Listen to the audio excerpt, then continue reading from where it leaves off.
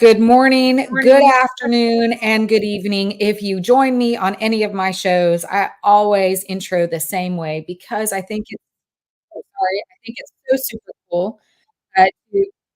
I'm so sorry, technical issues this morning. I think it's so super cool that no matter where we are in the world or nor what time zone we're in, we can all come together at one place at one time and have amazing conversations. So today we're going to talk about adapting or falling behind. I am so honored and excited to have Michele Heyward here on Blue TV, which, by the way, I'm looking at my screen and I did not update, is now Thursdays at 10 a.m., not Wednesdays at 11. So I'm super excited that you're out there. Be sure to let us know where you are located. I'm here in Houston, Texas. Michele, share with us where you are. I'm in South Carolina, so the 11 a.m. works fine for me. Because it is 11 a.m. for you. I agree with you about Wednesday. Well, I'll fix it. And I also need to add, this is now sponsored by Market Me More and Top Voices Unite. I'll share a little bit more about that closer to the end, but I'm super excited to have Michele here. We're really going to talk about how to build a strategy, whether it's attracting top talent or closing bigger deals. So we're going to leverage a little bit of both of our experiences and our area of expertise so that we can really dig as deep as we can with whatever you guys drive us to, which means that I need for you guys to engage with us. If you're here as Team Live, make sure you provide us some of your questions and let's have a great conversation. But before we do any of that, I'd love for Michele to introduce herself because I would not do her justice. She is an amazing individual with a tremendous amount of experience and a wealth of knowledge. So Michele, maybe you could share with us a little bit more about just who you are and what you do. Well, not only am I in South Carolina, I am a South Carolinian, so I'm a native of South Carolina. My background is actually civil engineering. I used to actually manage on the ground construction for our power grid here in the US, but now I Wow. run an early stage tech startup called PositiveHire, where we focus on diversity, equity, and inclusion in the architecture, engineering, construction industry. And you're trying to figure out, like, what does that have to do with me? Do you like water, clean water? Do you like, you definitely like transportation because you like roads and you probably always complain about your roads. And let's say electricity, because I brought that up. And so really just focusing on DEI specifically in that industry because they're critical to our infrastructure here in the US. Love that because I don't know that I have ever found a woman who really has an expertise or has spent some time in this space itself. DE&I, recruitment, yes, but really in construction and power grid. I mean, just amazing. So we have a lot that we can dive into today. We'll get to whatever we can. I do want to first acknowledge that we've got Tim and I'm going to be moving a little slow this morning, but we've got Tim Dickey from Dallas. So we're super excited you're out here, as well as Nikki from Fort Myers, Florida. Nikki says, hey, glad to see you, Tim. And Tim says, likewise, Nikki. So let us know whether you're on Team Live or Team Replay. So leave the hashtag Team Replay so that Michele and I can come back and engage in conversation with you. But we're going to, as you know, Blue TV is really about learning more about those who have been leveraging LinkedIn, what they do that has helped them become so successful on LinkedIn, with the goal that you take away some good practical tips that you can implement, because we all need to put ourselves out there in ways that allow us to continue to educate others, share our knowledge with others, our gifts. And so that is what we're going to do today. So Kelly is out here as well. Kelly, she's so happy to be here. We're happy to have you here. So thank you very much. I don't even know where to start. I mean, we're in this age now where things are moving at such a rapid pace, especially in the construction, architecture, and whether it's the roads, or electrical. I mean, things are moving at such a fast pace. Share with us a little bit about how you moved from being in the corporate world. Maybe that's a great way to start with your architectural or with your engineering background. How did you go from engineering in the corporate world to Positive Hires, where you are now owning your own business? Maybe you could start off with that. Sure. Actually, it wasn't easy because I love what I did. It didn't always love me back. And so And how did it not love you back? so construction can be very, very brutal. And I was on having a conversation yesterday on LinkedIn with other people in construction, and we got to talk about porta johns. And as a woman exactly, see the face you made. So there are certain things about, and we were just talking about how in Canada now you have to have porta johns that have running water, like that's flushing toilets. Oh, wow. And so you bring in trailers, but Mhm. I was talking about for women specifically, we thought we were the only ones. There's another woman that was part of the conversation, and we would have like it's a fight to get a porta john just for women because we always have to halfway undress to go to the bathroom. Right. And so we want to know what liquids are in there. And sometimes when you have an open porta john, it's a mess. Oh. And so we would generally try to lock hours and try to get a heater for our porta john, especially for the winter. And there were men complaining about it. And I was like, y'all have issues with the porta johns too. So, but I worked in transmission distribution most of my career in construction, and they were on wheels. And so the last thing you ever want is and when I say on wheels, like it had a hitch to it to go to the back of the truck. And so there were just certain things that about construction, like I didn't like. And so when I say it didn't love me back, it was like that Porta John situation. The fashion is not fashionable. No, it's Just not. but also it's usually going to be about 500 to 1 Yes. male to female ratio. Mhm. And so it can be somewhat more combative. And I worked in very rural areas, very isolated areas.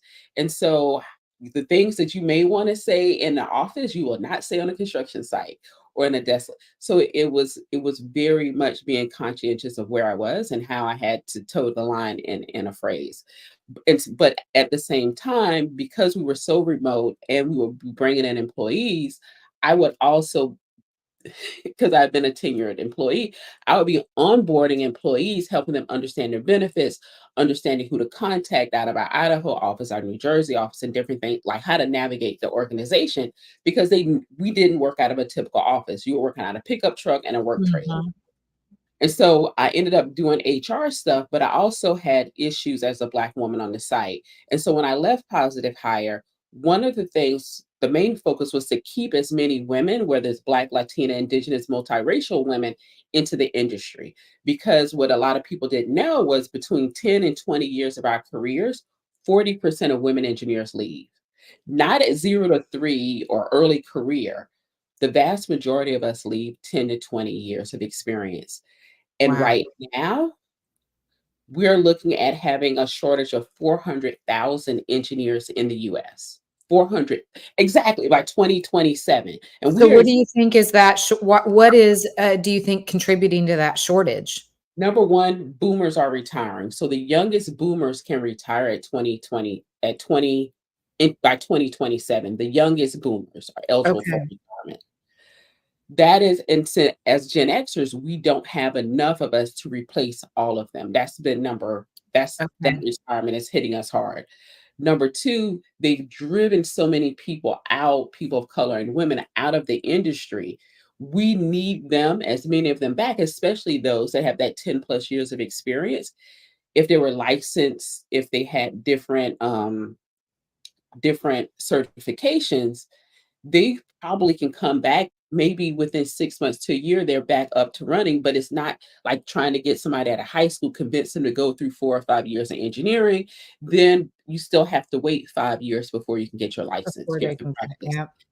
And so we have situated our biases, have put us in a place right now here in the US where we have this huge gap. And so it's really important to understand the reason why I say it's diversity, equity, inclusion, because the industry hadn't had those three parts. Now it's put us all at risk when it comes to our water. Will we have clean water? Will we have roadways that, so we talk about construction delays. Imagine now we don't have a lot of young people going into construction or staying. It's going to take longer to get the work done because now we're short millions of skilled labor. And so when I talk about it, it's like, what's the true impact of not being equitable in the industry? It is to all of us. It impacts everybody from our water, our transportation, and our electricity because we had the same even before I left the industry.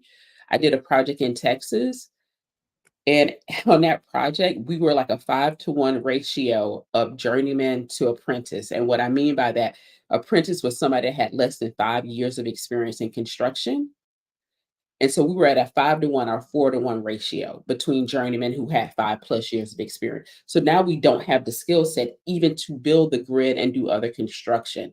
And so it's really important that when we understand why I say DEI, it is truly the impact of it to all of us in our daily lives here in the US. So I'll pause there. Well, I mean, I have experienced, I'm here in Houston where we've had power grid issues that I don't know really what the real reason is. I don't know that they will even share that with us, but I did not realize the impact that we are going to be faced with because we just don't, unless someone talks about it, how are we going to know? And it's out of sight, out of mind. Why would we even question that, right? But now that you say that, it seems to me that it could be that power grid issue that we tend to be having less frequently now, thankfully, since it became such a big deal during that freeze a couple of years ago. But nonetheless, we're still having issues. I could imagine that it probably has to do with the fact that there aren't as many skilled laborers to actually go in and solve to this grid problem, right? They just don't have enough people to do that who are equipped. So, man, I just had not, until you and I just had this discussion, I would have never guessed that. Exactly. And we Hmm. talk about it, but we talk about it in silos. And I say we meaning engineers, right? And so what happens when we do have conversations like this with the general public and and now it's like, oh, is this what's happening? And people that may want to transition careers and they want to do different things and they're looking for opportunities. The one reason why I love construction, we don't do background checks. We just do drug testing. And what I mean is people that have previously been incarcerated or a lot of single moms that have gone through a divorce and they need a good income, but they need to also be home or want to be home when their kids get out of school. A lot of construction projects stop at 3:30. So moms are literally getting home, pull into the driveway when the bus pulls up, or That's they don't. interesting. It's not a huge gap if you're a latchkey kid from Gen X. You were generally home for hours before your parents got home. Now it's just a few minutes, and so the schedule that we generally work most of the time. Of course, there's overtime in there too. Generally fits well for parents to be able to get their kids on the bus and also be home to meet them. And then the pay is generally way better. If you're in a union and you're going through the apprenticeship program as skilled labor, you're getting paid 50, 60, $70,000 sometimes going through that apprenticeship program. So the pay is really, really good Really if good. you're not exactly whether you have a degree or not. And so the ability for a lot of people not to be financially strapped while they're working or learning a trade is really fantastic. Here in South Carolina, it may take you a year or so, whether you go to a 2-year technical school and get a 1-year certification, you can walk out making 55, $60,000 because usually we have a lot of non-union opportunities. But it's still for South Carolina, $55,000 is a good salary to start out with for an 18, 19-year-old I person. mean, I can remember now, granted, it was a while ago, but my first job out of college. So I was a fashion merchandising major, and my first job out of college was $25,000. And I thought that was a shitload, excuse me, LinkedIn, but I thought that was a lot of money, right? I mean, to think that you can go without having a college degree, which by the way, we don't always need to have any more these days anyway, but the fact that you can go in as a skilled laborer who really works hard, right? and get Yes, paid what you're worth, which to me is 55, 60, $70,000. I think that's amazing. Amazing that you have the opportunity to do that. exactly. And the best part, you're not going into debt. So if you're on the engineering side, you may be borrowing money. I'm on the civil engineering side, so we get paid the least by average because a lot of times we go work for cities, towns, counties. They don't pay as much if you go into the private sector. So when you look at our salaries, we just retire at 50. 52 because you do your 30 years with the local government, and then you go do consulting for the next 10 to 15 years in the private sector. And so even if they do take a smaller salary sometimes, with local government, they still can come out doing well on the engineering side, but it's still a struggle right now with some of the loan student loan debt if you're taking out student loan debt. So I think we just have to figure out what works best for each of you. But the industry is so open, whether you are looking for an office job. I started out in what's called project controls. And so that's the scheduling part of projects. That is tracking the money. I was on my first project in my 20s. It was $520 million project. I was the only cost engineer on the job site. So I was pre-approving $5 million invoices plus just one single invoice in a month. Wow. And so the opportunity to really understand contracts, projects, look at project growing into project management if you want to go that route without having an engineering degree is there. But we have to let more people know and really share these opportunities. And so when people often think about diversity, equity, and inclusion, this is not what they're talking about. This is not what they think about. But it's Right. really educating other people that generally aren't aware of the industry of what the opportunities are, and literally working with employers to say, hey, this is how you can attract new talent. Let's change this here, whether it's the verbiage, your marketing. Then, like, okay, let's look at your job description so it's more inclusive, so that women often look at job descriptions like, I need to meet 100% of it. A man is like, I breathe, I'm gonna apply. So it's very night and day how men and women apply for jobs. And so, how do you get more women to apply for these roles? And then what is your interviewing process? So it's more inclusive, and we're removing as much biases. So when you work with Positive Hire, we really try to help you understand, especially as a mid-sized small company, how do you attract that talent, making sure your recruitment process are both inclusive. And then the harder part is that retention process, because now they have the bodies. Like, oh, we have people. Okay, let's calm down. This is the real work. Right? Because Yeah. this is how we leave. The You can't retain us. So let's focus on the real problem, because they don't generally want to do retention first. They want to do the recruitment first. It's like, y'all like giving me money to burn because you're gonna run people away. And you Yep. just keep paying me more and more. And I would prefer we spend more time and money on the retention than the recruitment, because it just makes it a whole lot easier for them. Which is So where your training and development comes in, right? With Positive Hire, I would assume. exactly, it does. Even though Okay. it says positive hire, we call it that in that women and people of color get a negative connotation when they are hired. And so I reframed it and called the company Positive Hire, because you are a positive hire no matter the negative things that people may say or think about why you're there in that company. So I just reframed it and called the company Positive Hire. But we really focus on organizations, helping them develop their leaders to be more inclusive, really looking at how they can leverage data and technology to see where they may have gaps within their promotion process, looking at how they do performance reviews, how they can reduce bias in performance reviews, if they have bias, identifying if they have biases in performance reviews, and really just innovating with them to come up with new solutions and things to test out. I'm an engineer, so I like to plan, do, check, act always, and just getting them in a continuous cycle of doing that. And that's the harder part. Some of the harder part. And so it really does take some getting used to for organizations to come to realize, oh, we can change this, and we're getting different candidates. Like when they first start getting candidates they've never seen before, they're like, oh, people out here exist like exactly. That's the face I get, and they're all excited like. Yes, you've never had, no, not at these numbers. Or they're like, we had one or two women apply, but they didn't go through, they only went through the first interview. And I'm asking them, what was the interview process? And so they tell me the process, and then like, let's sit through the next interview and just observe. The process they described is not their Is practice. not their practice. Yeah.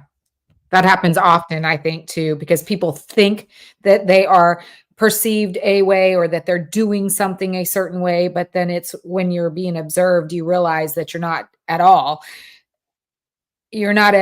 executing in the way that you think you are, right? Exactly. So So, it's you know what I love about this, Michelle, is we're in this world where innovation has to be key right now, right? We're being introduced to AI technologies, machines, and humans have to differentiate ourselves from those machines. And so, in order for, this adopt or fall behind stands completely true, even in your space. If we aren't, as organizations, as businesses, as industries, adapting to the ever evolving world that we're living in, they are going to be left behind. And I love that you are leading the effort in trying to ensure that even the construction world, in the engineering space, that we are seeing innovation really affect and alter the way we think, the way we engage, the way we react, the way we respond. I mean, I just love that because if if you were to ask me, I don't think, and you tell me, but I don't think that I haven't seen anyone else doing what you're doing in the there way that you're doing for this industry and the space that you're in. there are some great people in the space that's doing work. I'm hosting a virtual summit tomorrow, and one of my guest panelists started for the gals. And it's really focused on girls in high school to go into the trades. So whether it's construction or manufacturing, she is like, these are the opportunities. This particular gal, Stephanie, she was 38 when she obtained her engineering degree. What happened was she was a mom of two. She went through a divorce and she went back to work, and she was like, I need to find a better living to support myself and my two sons. And so she worked and went to school, got remarried, and then she like, you know what? Other women need to know about this before they're in their 20s. Like what to do. Mhm. So she focuses on high school, specifically in Texas right now. She started out in Texas, really helping young girls understand the opportunity. So we're seeing some newer players, and then you have like the National Association of Women in Construction, or NAWIC, that has been around for generations, supporting women in construction, whether they're on the trade side or if you're like an accountant. And so they built that partnership as well. But then working to help their employers really understand how to retain them, I come in as a different player. So we all fill a different gap within the industry when it comes to talent. That's awesome. I will say that I did not even know about any of those organizations. So I love that we're having this conversation because I do think that we need to make people more aware. I mean, I live in Texas and while I live in Harris County, which, is really the Houston area, my kids go to Waller ISD, which is one of the neighboring counties, where there are 75% of the county, or 75% of the kids are underpoverished, right? So a lot of them will probably not go to college, right? And it is their curriculum. You choose your track, like some choose veterinarian, and I don't know, or animal. I don't remember all of them. Some of them it's more of a blue collar type of track. But knowing that there are organizations and people advocating because those kids need ways to plan for a future that may not involve college for whatever reason, but a future that enables them to live a comfortable lifestyle, not struggling to put food on their table, right? And I love that there are these opportunities for them to accomplish that and to do it with guidance and help that I didn't even think existed, quite honestly. So I love that you're able to share that with us today. And I'm hoping that others are taking note of some of the things that, or some of the organizations and the people that you've mentioned. So we'll try to put some of that in the comments below. But if you look at Nikki's, she said, join us at the future of diversity, equity, and inclusion.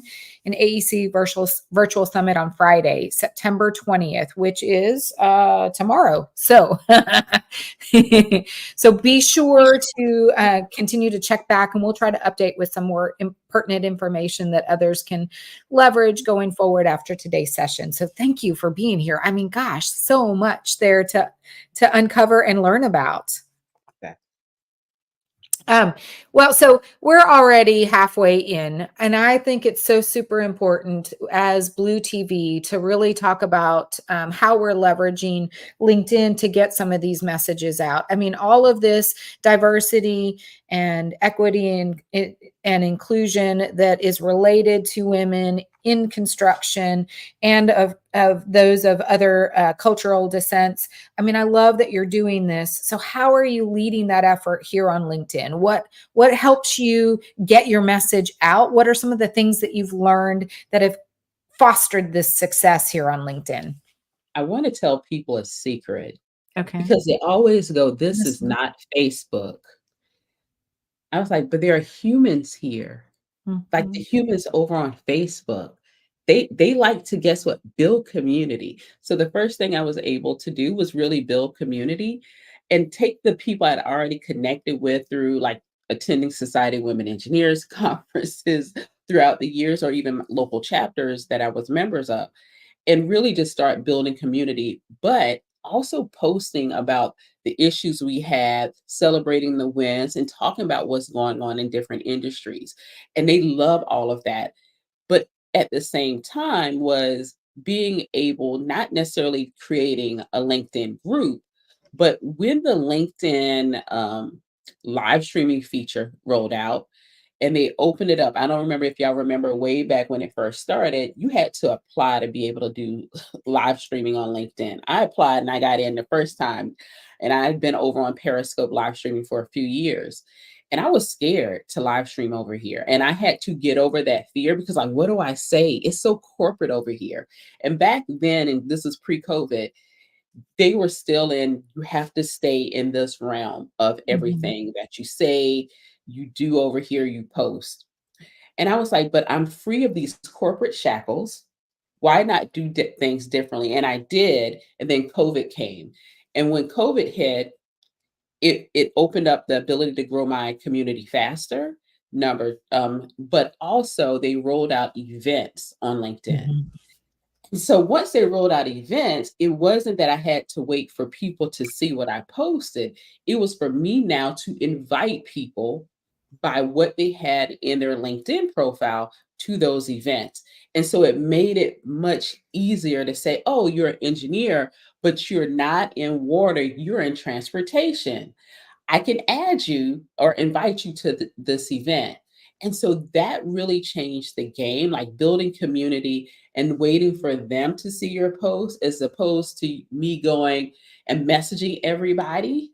I can invite them now to events that I thought may better align with what they may have been doing with their career, their degree, or even their location.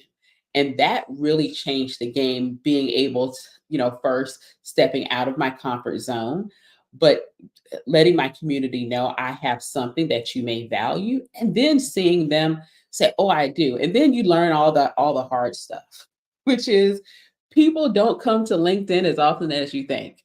Number one. Number two, you still need to send them reminders about your event.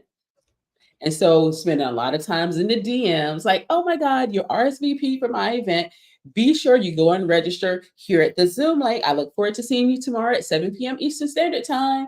Yay. And so you have to spend the time. And so what I do love about LinkedIn, if you do the repetitive messaging on other social media platforms, they stop you.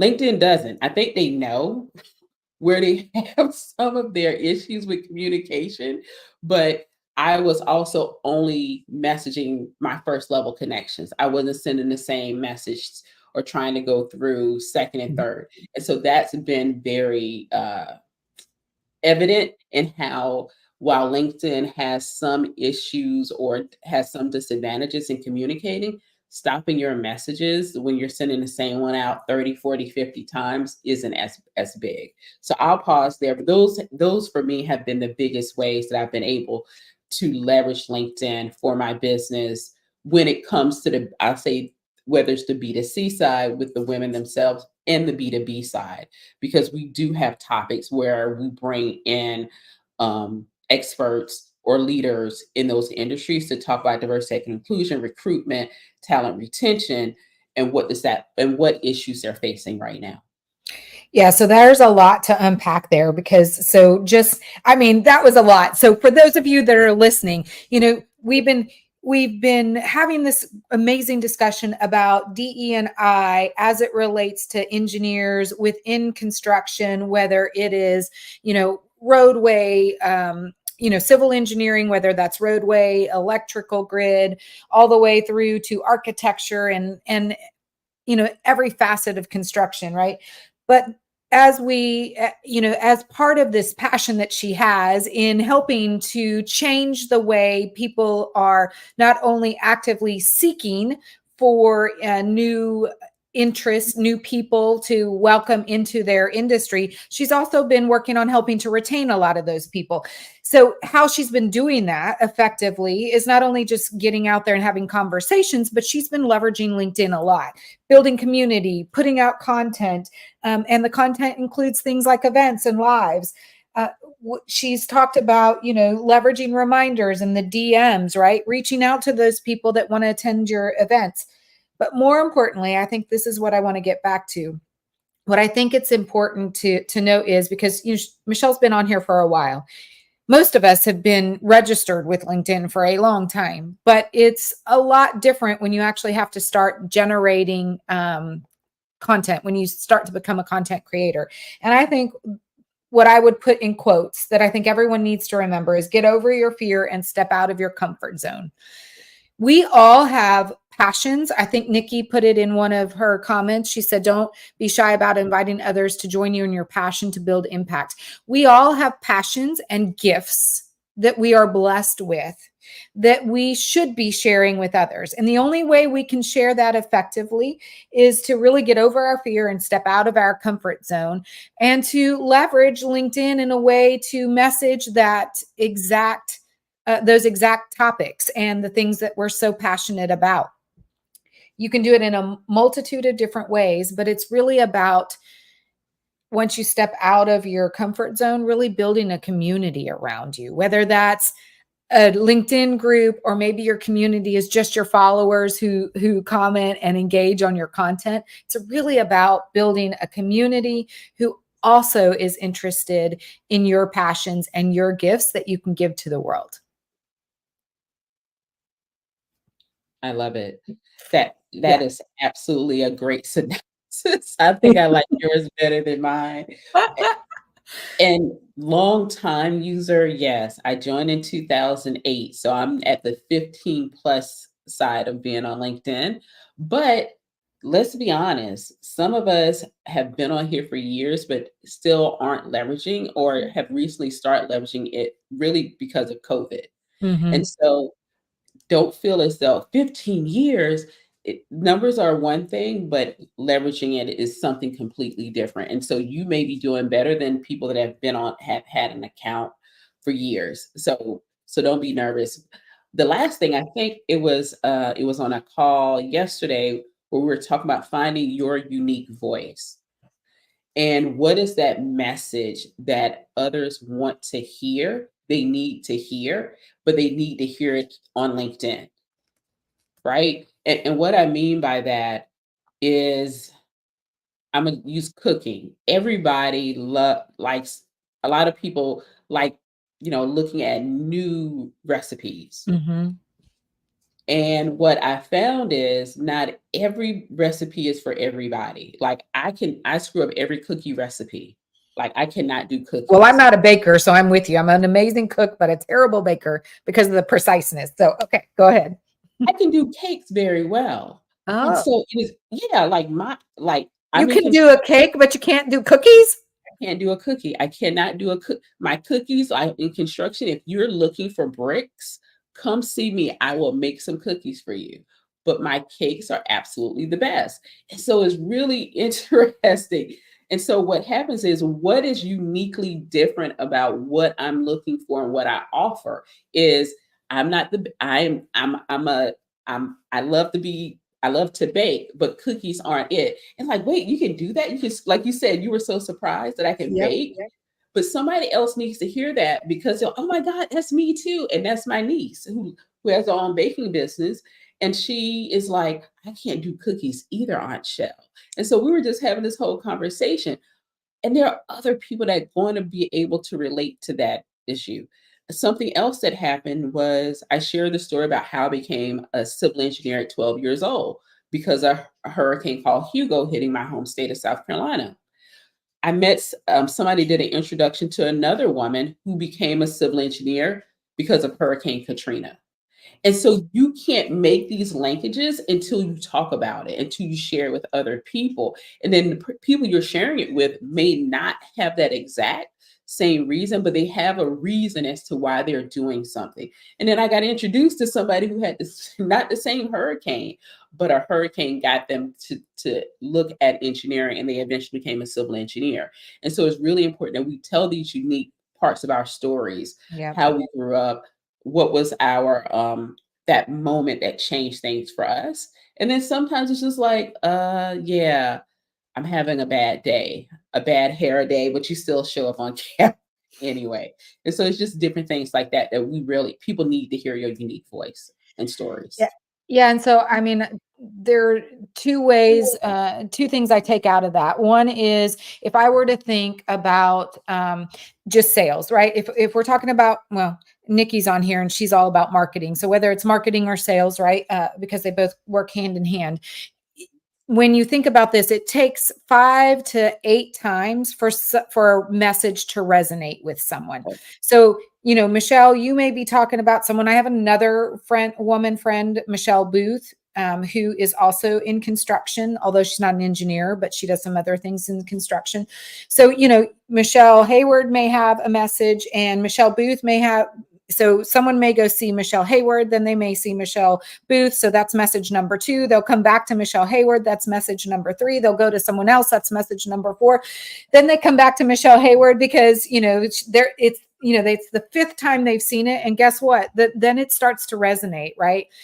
So I think, so I would say this, that one, we have to, even if you don't know what your uniqueness is right now, it takes 5 to 8 times for a message to resonate. So just, and so I think it's so important to just get your voice out there, regardless of whether you know what your unique differentiator is right now, because when they hear you, you may be message number 7 or message number 8, and then they're going to pick up the phone or send a DM or engage in your content, right? Because you were that person that finally that message resonated.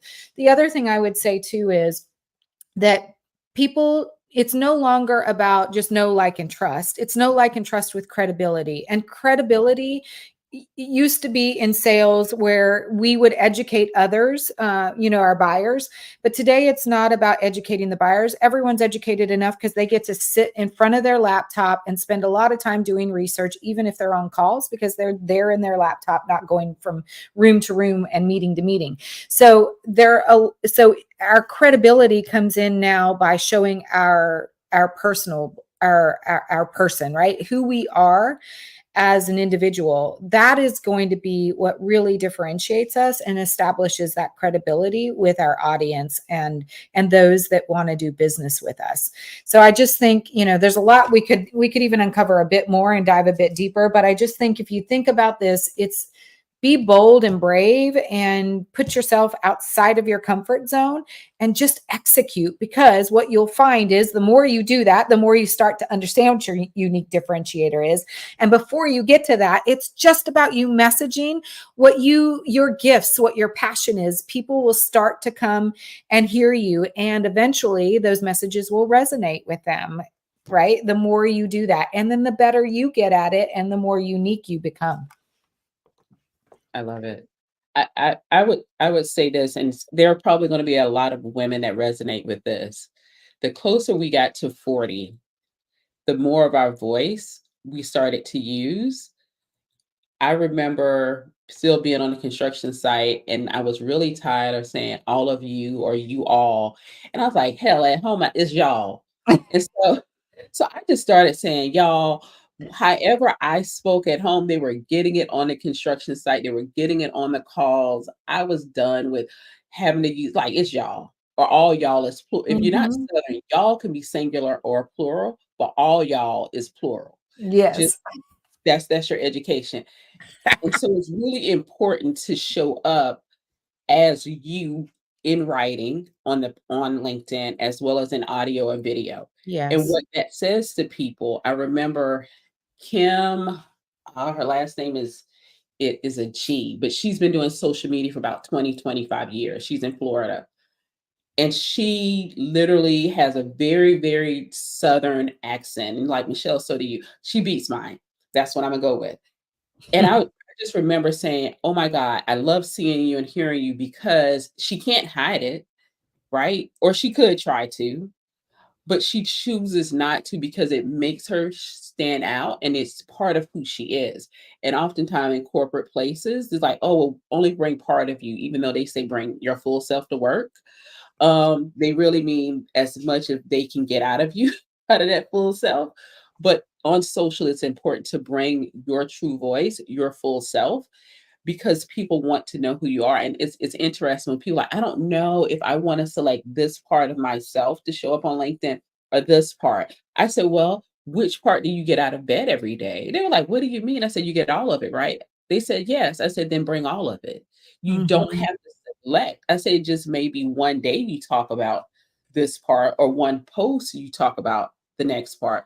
And so you may not pull them in the same post, but all of you is going to show up and should show up on your account. And I think that's really important that we don't just select them, because some days I just do something silly. Other days it's just like I'm tired. This is what you're gonna get. And just go with it. And the last thing I'll add is this: do not lean into perfection. Done is better than perfect any day. And what I mean by that, people Yeah. like, hey, you misspelled this, or like it was, thank you for that. I appreciate it. And I'll go make the edit. But the thing is, if I had to sit there as my engineering self, where we just scratch through everything, like we can't spell engineer. If you've ever seen those t-shirts, I'm good at math. That's not a t-shirt. We can't spell engineer. We just keep drawing a line through it on the t-shirt. And like, I'm good at math, but it gets sent out, it gets submitted. And so I think it's really important that you don't wait for perfection. My first podcast episodes went out unedited. Why? Because I sat on them for 3 months. Like I'll get to it. It's like, you know what? I didn't. Just let it go. Nobody's gonna listen to it anyway. It's practice, but you have to let perfection go because you need to show up for people, and the first person to show up is for yourself. Look, I'm a perfectionist or have been. I'm a recovering perfectionist, meaning that now it's about progress over perfection for me. And I have to remind myself of that all the time because while it's nice to be polished, quite honestly, people don't really value that. And when I first started really like you had been on here since 2008, Michelle. In fact, I don't even remember the month, but it was 2008. But I didn't actually start generating content until 2020. And even then, it wasn't really until 2022 when I really started getting involved. And I would stress about, and I would have people tell me I needed to show up like this and I needed to show up like that. So I kind of did swapping out of personas and how I wanted to be viewed because of what people told me I should do or should not do. And what I ended up realizing was the quirkiness that I have. I snort sometimes when I laugh. I use my hands a lot. I lean in and put my hand on my chin a lot. Those are the things that I would worry about that now I just like to be my true self with and don't really care because people don't care that much anyway. People don't think about us as much as we think they think about us. And they're not truly looking at all the things that we think they're looking at because they just really want to listen to the content. That's really it. They just want to learn something new, whether they realize they want to learn something new. They're just interested in what we have to say, not in what we look like, how it comes out necessarily all the time. And it's really, again, going back to progress over perfection. So I love that you advocate for that because that is something that I think too many that hold people back, right? I think that's what gives them that fear of how do I show up? How best do I show up? So we're getting close to, I want to be respectful of everyone's time. So I want to first thank everyone who's been out there. I mean, Nikki, Tim, they've been engaging a lot with us. And so while we've been having such great conversation, I haven't been able to reference some of the things that they've been sharing with us. I have been highlighting them. So make sure you come back. I want to thank them for being out there and really engaging with us and driving the conversation. I also want to thank anyone else out there. If you were just lurking around, we appreciate you. And even if you're not on Team Live and your Team Replay, I would so love to know. I know Michele would as well. We can come back and have amazing conversation afterwards always. So let us know if you're on Team Replay. And I want to thank Michele for being here, because I think she has not just enlightened me, but anyone else who's been listening or who will listen on Team Replay in really an entire new industry. And it's not a new industry, but one that I haven't really been very well educated on or even that knowledgeable of.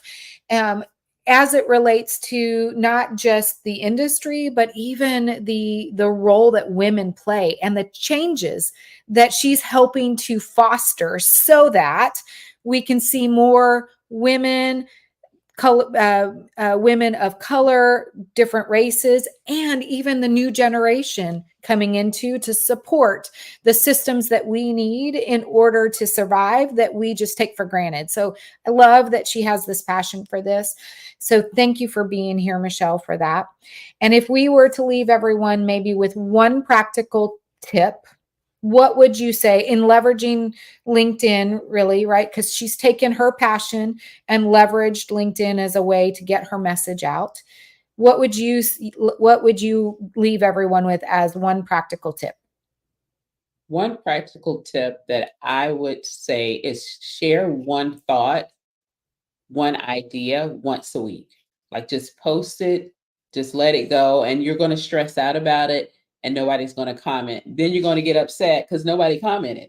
I, but you're going to build a muscle of consistency. And that's really your goal is at first when you share, is just to build a muscle of consistency, then to find your voice as you continue to post. So that is what I recommend. I love that. I think my biggest takeaway would be adding on to my practical tip. Sorry, I don't know why I'm struggling in communicating today, but my practical tip for everyone would be a follow on to Michele's, which is when you actually execute, the more you do it, that once a week, start adding on. Maybe then after a month, you add on another day so that you maybe do it twice a week. The more you do it, the better refined your voice will get. Not the more perfection there is fostered. It's the more your voice refines. So that weary feeling of, do people care? Is my message right? It starts to get better and better as you generate content. And so I would just say, continue to add on. And when you get comfortable with once a week, start pushing yourself outside of your comfort zone and do 2 a week, and just increase more and more so that you get better and better and feel more confident. That would be my practical tip. I love it. Awesome. Well, I want to thank everyone for being here. Again, we do Blue TVs. It's moved from Wednesdays to Thursdays. So we do Blue TV second season now. Blue TV on Thursdays at 10 a.m. Central, 11 a.m. Eastern, and that's 8 a.m. Pacific. And we can do the math for the rest, where we talk about, we have great discussion with amazing people here on LinkedIn who have had success. We learn a little bit about them and how they're leveraging LinkedIn with some practical tips that you can take away. So join us again next week, same time, same place. Otherwise, if you don't follow Michele, make sure you do. Go check out the D-E&I webinar, virtual webinar that happens tomorrow. There is the link below that Nikki put out there. Again, I want to thank everyone who's participated today. I appreciate Nikki. This has been sponsored by Market Me More and Top Voices Unite. I'll share a little bit more about what they do in the comments below. If you don't follow either of those two, be sure to go do that. Market Me More will help you in your business, most certainly market you more, but take on marketing strategies and execute on them that will help you exceed your expectations. And then Top Voices Unite is just an amazing group of individuals who've all seen success on LinkedIn that you can learn from. So I want to thank everyone again for being here. Michele, big thank you to you. thank you to Tim and to Nikki and to everyone else who is out there. See you guys here next week. I'm going to take us out with some music, and one day I'm going to add my own music. But for right now, we're just going to play some rock. Thank you, everyone. And